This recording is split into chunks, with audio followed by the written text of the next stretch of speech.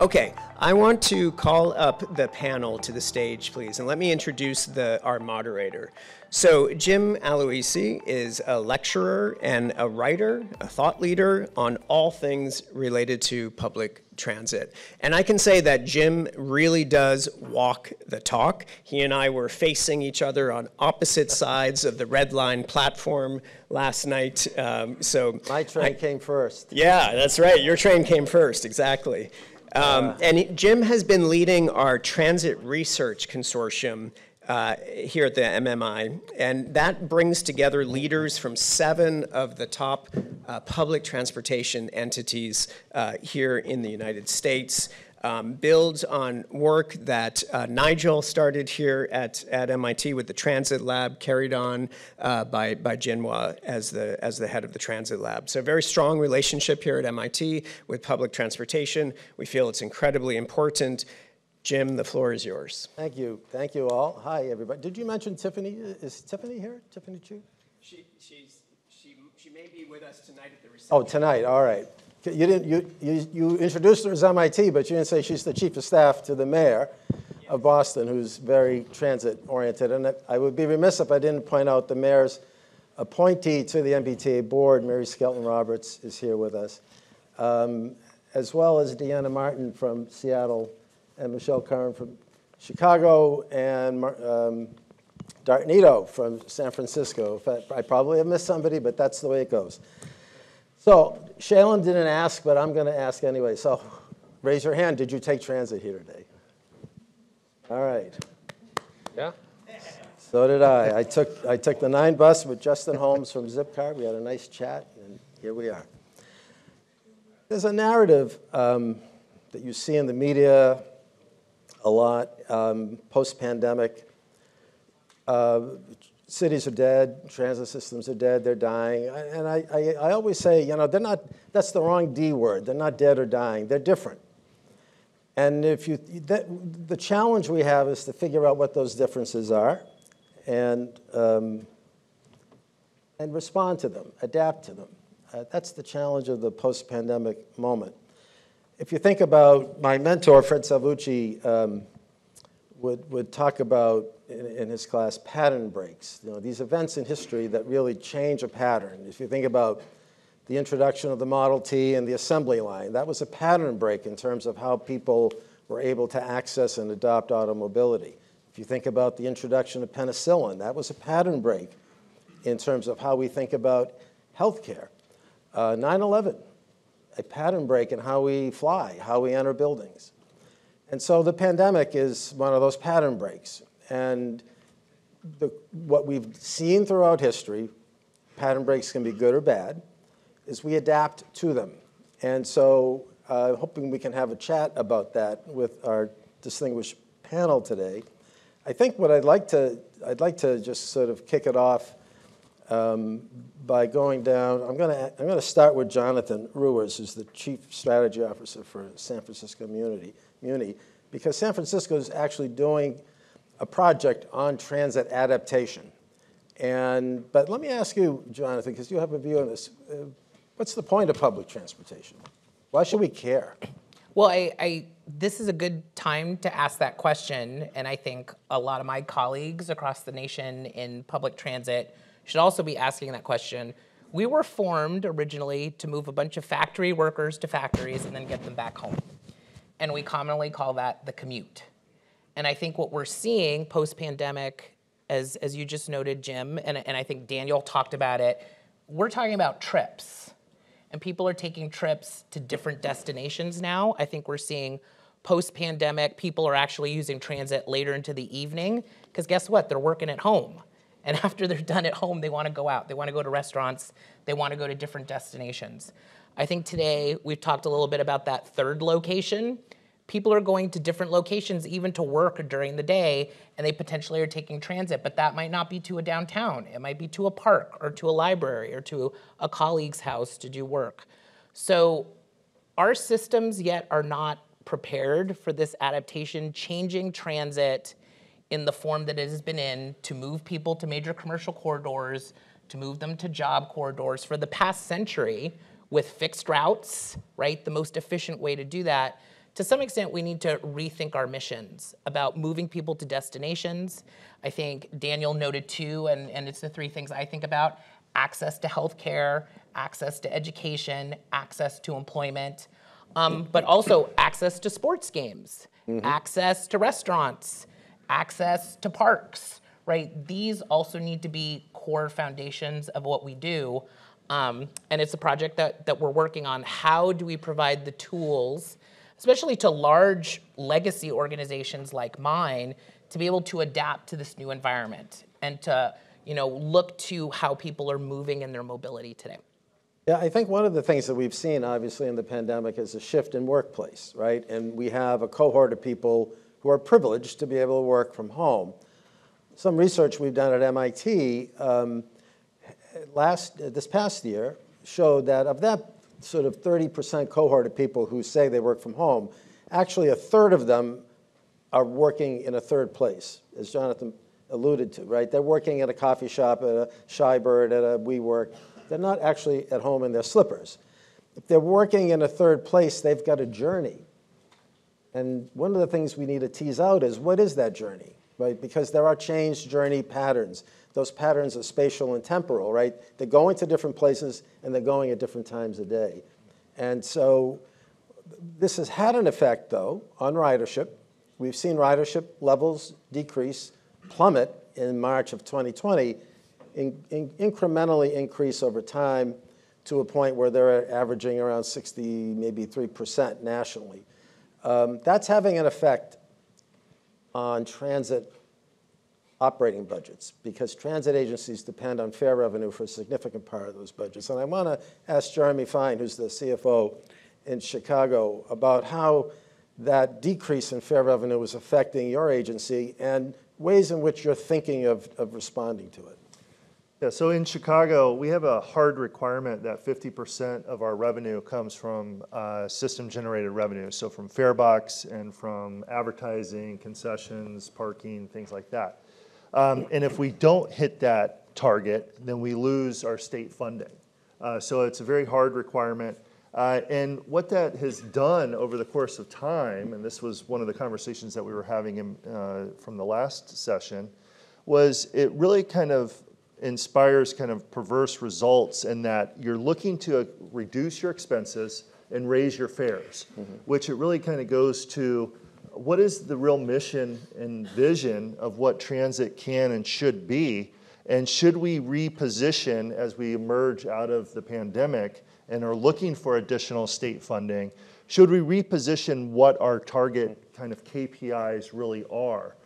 Because again, we're really trying to drive different results, and the results that we've been driven to through our prior construct was one that was really focused on reducing expenses, raising fares, which again doesn't drive necessarily the larger mission of public transit. No, I think it's important to underscore this. If a transit agency left to its own devices, if it has an operating budget deficit, usually only has two things it can do. It can raise fares, it can cut service, and both of those things end up defeating the whole purpose, right, of attracting riders, because you go into what we pleasantly or unpleasantly refer to as a death spiral when you begin to cut service and raise fares. So we need to think about, I believe, transit as a public good, what it is, right, and define what that is. And I'm just curious in Los Angeles, so Marcel Porras is Deputy Chief Innovation Officer for LA Metro.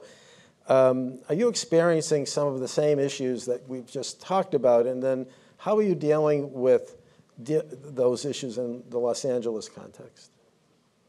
So we have a new mayor. She'll have been in office in December a year. And I think her top priority, I think rightfully so, is kind of a mandate of the voters, has been really to address the issue of homelessness, right?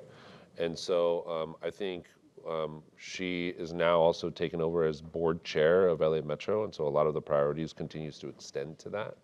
I think, listen, in addition to recovering from the pandemic and ridership, we were facing a tremendous issue around homelessness, right? And what that means in terms of spilling over onto the system, both on bus, rail, and it's mostly been a rail issue.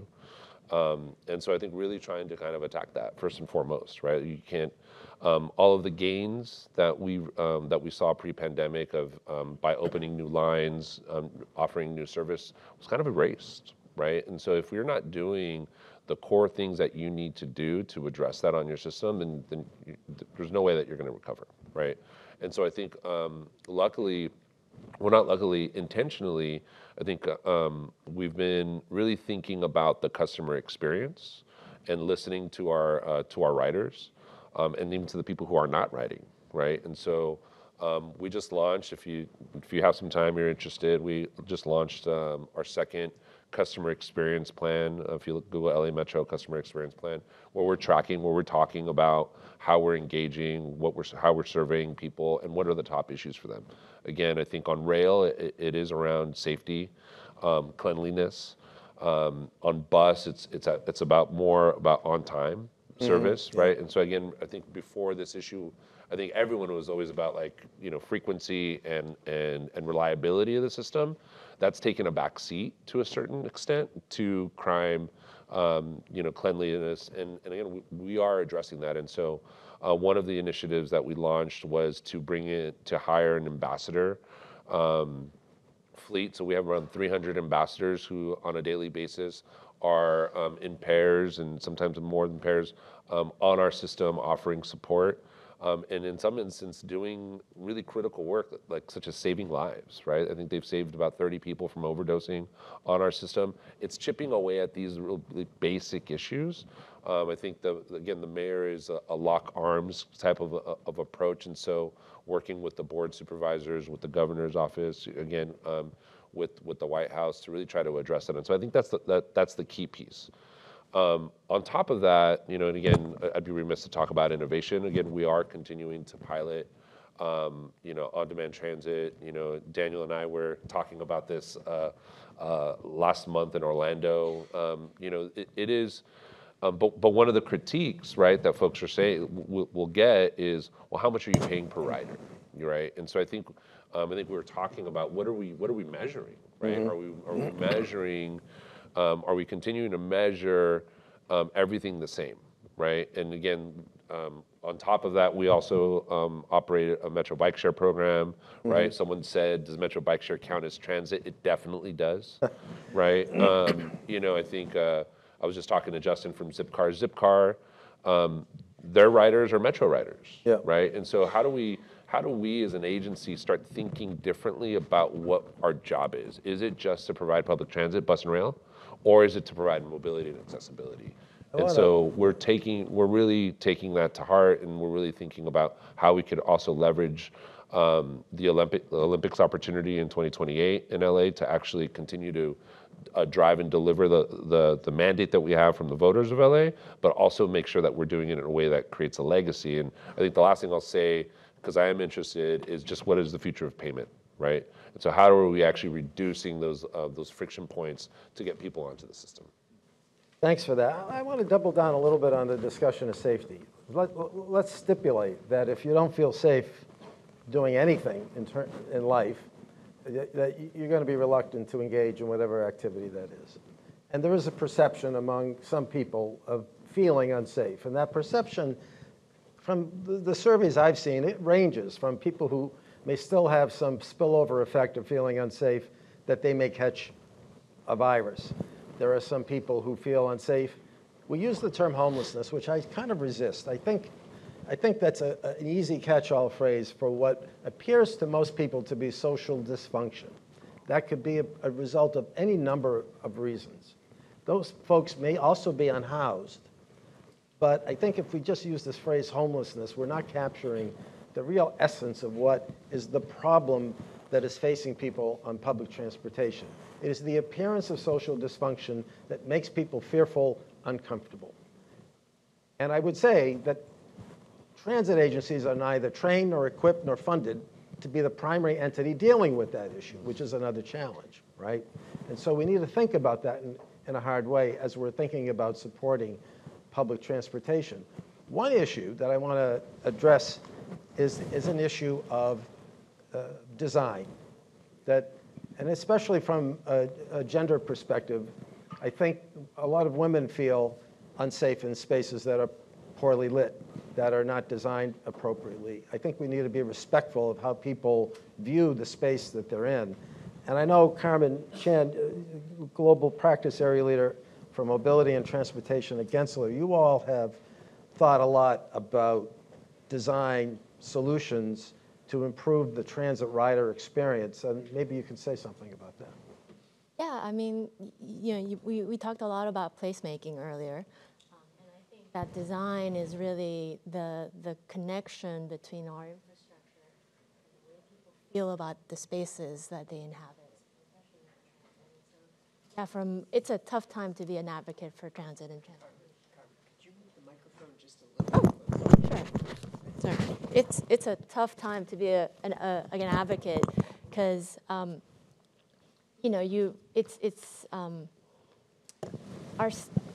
infrastructure is in such a state right now that we do have to redefine. We've been talking a lot about redefining the value, the cost, and the price of what it means to have streets and so forth in our intersections. And so, we focus a lot about passenger experience. We work a lot with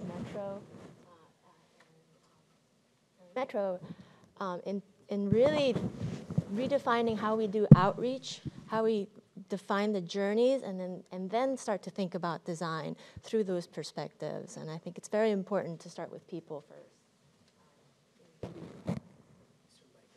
Oh, I'm sorry. You should have worn a different coat. There you go. Maybe if I put it a little closer? I think that works. Yeah. Yeah, that's good. All right. Great. I'll take 2 mics. All right.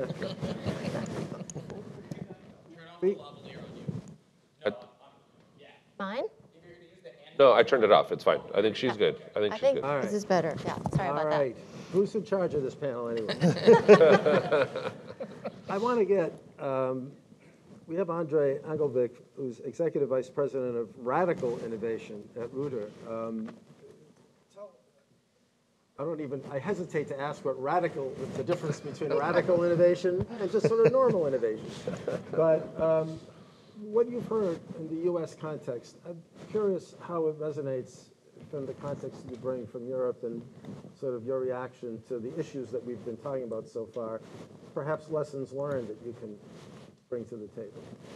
I think a lot of the issues resonate, and we recognize we might not have, Europe is also a diverse place. We also have homelessness or social challenges in places. We have congested cities and areas and others. So we have all of the same challenges, might be to varying degrees and also with slightly different starting points, because European cities have a different physical starting point than a lot of the American ones, and it has a different history as well. And that creates some other challenges there. But fundamentally, how do we make the city operate in a successful way? And success meaning people want to live there, businesses want to be there, and ideally, if you were really going to measure yourself as a city, how do you get big headquarters relocated to where you are? If you were going to be the mayor and sort of win the next election, that would be some of the really big things you do, because you're attracting jobs and you're really playing up on that. And how do we make the transportation system support that? I think there's a couple of things we need to understand that. Most people don't travel every day because they want to travel. It's a means to an end. If we could do I'm an old guy, so I remember Star Trek. Those of you that don't know that, they had a sci-fi series where you could tap on a thing and you instantly moved from one place to another. We don't have that solution yet. So until we have that, we still need to travel. But again, as somebody said earlier today, even in cars, people are more aware of their phones than the car and the driving. So we really don't want to be on the journey most of the time. Vacations, different thing. So it's a utility. Mostly we don't talk about it either unless it doesn't work. It's like power in the wall. Only time we ever talk about electricity is when it's not there. And basically transportation for most people every day is the same thing. So that's sort of something we need to take into account. Well, it's also interesting. I mean, through our focus groups and research with passengers, we've actually also found out people want transportation to be a civic space, though. Like Absolutely. they want it to be up Absolutely. there with parks and schools and You're spending time there, libraries. and you want that experience to be a good experience. So I'm not by any means saying we shouldn't be spending time on the journey being as good as it could possibly be, because if we want people to take the journey the way we would like it to be, it still needs to be attractive. And that brings me to the other part about what are actually goals and stuff. And because we've also started out with I really like your journey from public transit to mobility. Because Ruter, we started out in 2010, it was founded in 2008, and in 2010 we were talking about public transit. Got to 2016, we started talking about mobility. Our new strategic plan was mobility. And then as we got to 2020-ish or so, we're thinking, okay, where do we go from there? Because mobility is sort of, include more, do more, potentially have a bigger mandate, do stuff. But what are we actually after? And that brings us to our current vision, which is actually freedom of movement. And if you think about, there's another piece to it, sustainable freedom of movement. And if you think about that for a second, what do we do with people when we really want to punish them? We take away their freedom of movement. That's called jail. That's how fundamental this actually is to people. It really comes down to freedom. And we need to make it sustainable so that it can stick around. Because if it's not sustainable, and both financially, ecologically, and whatever dimension you want, if this is going to be good today for me and my life, and for coming generations and children that are growing up today, it needs to be sustainable. And that's sort of how we tie it together. In essence, this is broadening our scope, looking broader, doing more, working with players like VIA, who are also a customer of VIA in Ruter, doing microtransit, doing e-scooter integrations, doing biking system stuff. We've also worked a whole bunch on autonomous vehicles, and it's like everything that's not a private car we want to do and actually provide as the service that gives you sustainable freedom of movement. And I think that's an important part, and that's the real kind of the vision, right? But we need the funding. And I think one thing that Europe and Asia and other places do a lot better than we do here in the US is funded appropriately. And we have struggled to get funded appropriately at the state level, but also the federal government stopped funding us essentially for operations, at least the larger legacy companies, back in the Reagan era. So we've got to get serious. If we want to have this mobility as a platform, we have to be serious about where our money is going and fund it appropriately so that we can actually innovate. I mean, there's a lot of great things that we can do and a lot of great things that we have done during the pandemic because of the federal emergency relief funding to better integrate the system in Chicago and elsewhere. But we need that funding, and we can do these exciting new things. Just to add one thing to that. If you could tap into some of the money that went into private cars, if you could get about 20% of that revenue into a system of, what kind of system would that be? It's the amount of money you have never ever seen in the public transportation sector. We wouldn't need any subsidies. My mind is exploding because this conversation could go in a million directions. One thing, Jeremy points out correctly that the federal government doesn't support transit operating budgets at all, right? And you understand the difference, right? There's a capital budget, that's what you use to build stuff with, and there's the operating budget, that's what you pay people with and use for other reasons. And so it's the operating budgets that are really, really, really at risk. When you read in the media about this fiscal cliff, that's what they're talking about. Fare revenues are down, overall operating budgets are suffering. They're only afloat for two reasons right now. One, because of federal COVID relief money, and two, in many places, because the workforce is down, so they don't have enough people to pay. That's a bad reason to have an operating budget surplus, right? And so we do need to think seriously about how governments at the state level, the municipal level, and hopefully at the federal level will respond to this moment that's approaching. And I guess I wonder, I'm going to introduce an issue here now. You've got a situation across many states, well-intentioned legislators and others saying to transit agencies, you must buy nothing but an electric bus after 2040 or whatever the metric is, usually around there, right? And it sounds good, except it's not reflective of what agencies are dealing with in the moment and how difficult it is in the US marketplace, where we're prohibited from buying from perhaps the most robust manufacturing country in the world when it comes to electric, which is China. And we're left with a marketplace that's almost a monopoly, not a favorable environment for transit agencies to be procuring e-bus.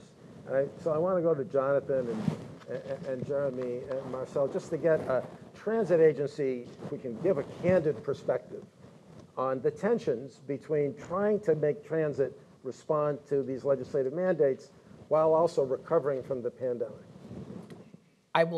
Well, now I'm going to go radical, but I think this conversation has led to the conclusion that, it was that Onion story. Everybody loves public transit.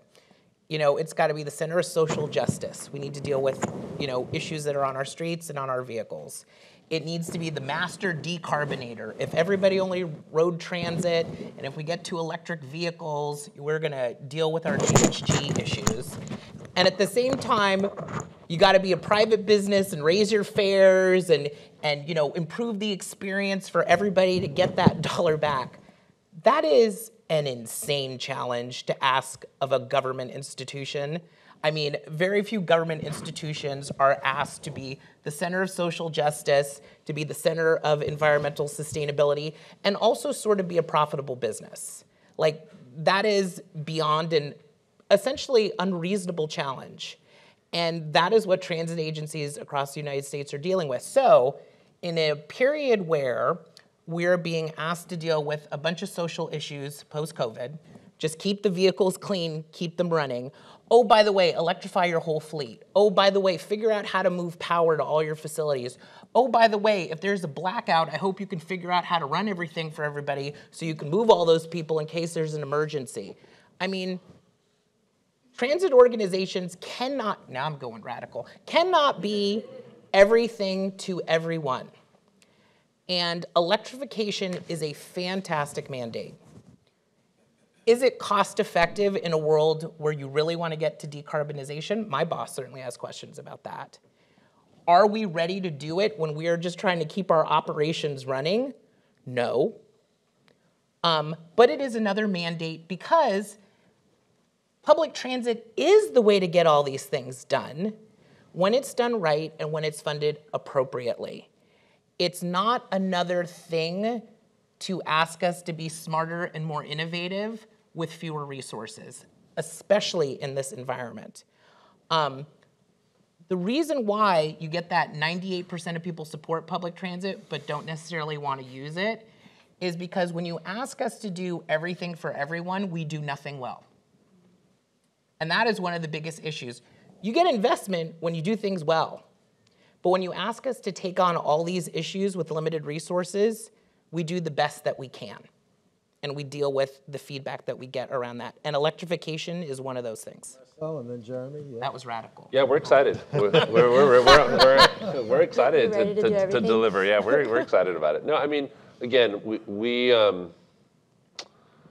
I think that we have to acknowledge, even internally, like where the capacity is, right? And so I think understanding that and making the business case to do it, the mandate's there, right? Like we have to convince our board if we don't want to do it. And so we're moving in the direction of meeting the 2040 goal. I think our initial goal was like 2030. I think we're looking at 2035 in some instances now.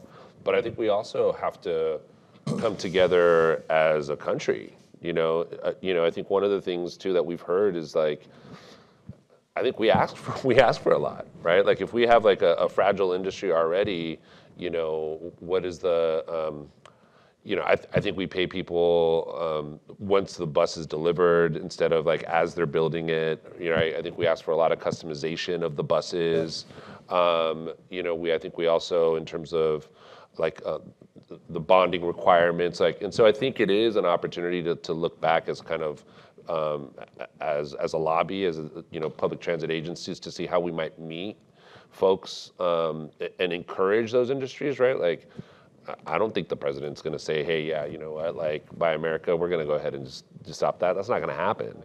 You know what I mean? And so I think, but at the same time, like the biggest GHG shift isn't if we're going from CNG to electric, it's if we're getting someone to get out of a car and into public transit. Right. You know what I mean? And so, I mean, but again, you know, the mandate is there. We love a good challenge. And so we're going to continue. I think we've also, you know, and again, that's not fair. Like, this is LA, right? Like we're a self-help county, you know, we're generating billions of dollars, right? And so I think it's already... The sun is always shining. Yeah, the sun is always shining. You know, we're going to talk more about this in a couple weeks at Commotion LA if you guys want to come out to LA. It's very sunny, it's very nice, but anyway. It's like the vision is there, but we also need to learn how to be scrappy, right? Like how to get your bang for your buck. I think that's something you said earlier. And also engage the private sector as well, right? In terms of like, where do we want to de-risk, right? Like, where do we... You know, it's one thing to, you know, you got to coordinate electrifying your divisions to receive them at the same time with like on-time delivery of bus fleets, and you know, and so I think some of our folks are like, we'll do it, but like, do we need to be rushing to do it by something? And again, we're scrappy. The mandates are good to have, and you know, I think we're... One of my favorite of the LA Metro programs is the youth program, right? Free ridership for children, and I mean, we're whole generation of new transit riders bringing back people to the system, I think is important. Can I know we're getting a little short on time.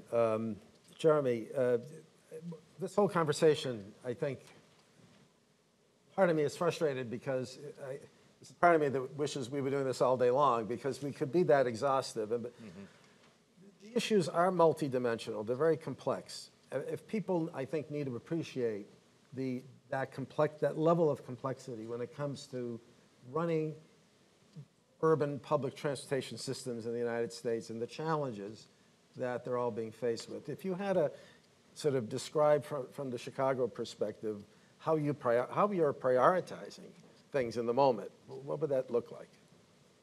Well, I think one thing that is probably helpful just to kind of level set on what kind of struggles we deal with. And from a finance perspective, you know, 70% of our cost structure is labor, 90% of that is union. So we have kind of, you know, very prescriptive work rules, things like that we have to deal with that really kind of drive the predominant share of our cost structure. But I think, again, it goes back to funding. I think that if we can create the vision, and we've started this conversation, and I think Daniel did a great job in his remarks of kind of what kind of vision does VIA create for the population? And public transit really has not done that same type of level of vision creating for the state legislature or for the federal government to really kind of say, this is what we want to achieve. We want to create these different KPIs and achieve these different goals that we have, whether they're economic development, whether they're environmental offsets, whether they're equity goals that we have as a community. And if we can lay those out, and we've started doing that process in Illinois, it starts to resonate significantly with the state legislatures, and they're much more willing to kind of buy into it. And we're seeing support both in the city, the suburbs, the exurbs, on both sides of the aisle. And frankly, if you'd asked me this a couple of years ago, I'd have been like, no way, they're not supporting. Now, whether they actually vote for the bills, we'll see. But there's widespread support for public transit because we're looking at it and talking about it in a much different way. And we're able to create this vision. And Daniel and the folks at VIA have done a great job of this, but we need to continue to extrapolate that. Talk about what we can do on e-buses. Talk about how we can effectuate some of these transformational things, and I think that we'll get buy-in and get people to invest in us. Andre, do you want to weigh in on that? Just two quick comments. And we're now complete with electrifying our bus fleet. Operational costs are going to be lower than diesel buses over the next few years, and the extra cost we're getting is the infrastructure investment, just as a benchmark, if you're looking for that. So it's actually going to be cheaper. You need to get there, but it's going to be cheaper, operationally. On the other part, regarding what to do forwards, there's a big thing that's sort of hanging around in the room, at least it's been so far, and it is also in Europe, which is the big discussion that's really hard to have. How do we limit car usage? And I think the parking fee thing Excellent example. Why is it only $60? It should be $150 to park. You'd have trouble, you wouldn't have any trouble filling public transit. That's a political discussion. It needs to be somewhere, because if you still have your car, you still have free parking, you still have all the good stuff there, and you can almost sleep to work when somebody figures out some tech stuff, it's still going to be hard to compete with. And if we're going to reach societal goals with less fires, less global heating, less flooding, this is happening now. We just had a disruption back home in Oslo today due to flooding, due to a lot of rain at a part of the year where we normally don't have that.